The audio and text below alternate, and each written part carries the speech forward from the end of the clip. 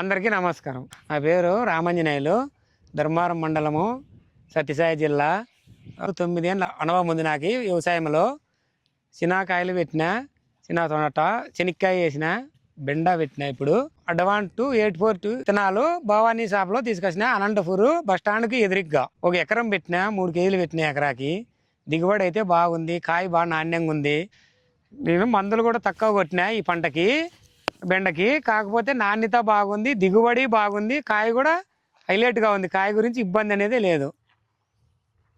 చెట్టు కూడా బాగా పంగలు ఎక్కువ పుట్టింది. చెట్టుకు వచ్చేసి 4-5 కాయలు ఇస్తుంది. రెమకలు చెట్టు, ప్రతి ఒక్క చెట్టుకి 4-5 రెమకలు పుట్టినాయి. రెమకి కాయ ఇడుగుతుంది.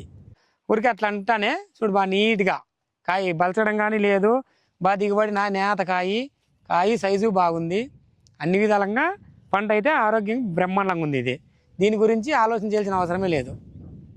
ఎవరైనా కానీ కొత్త రైతులు అనంతపూర్ దగ్గర ఆర్టీసీ బస్టాండ్కి ఎదురుగ్గా ఉంది, భవానీ షాప్లో దొరుకుతుంది. ఇది అడ్వాన్స్ బాగుంది. విత్తనాలు కొత్త రైతులు ఎవరైనా కానీ పెట్టుకోవచ్చు. బాగా దిగుబడి బాగా వస్తుంది.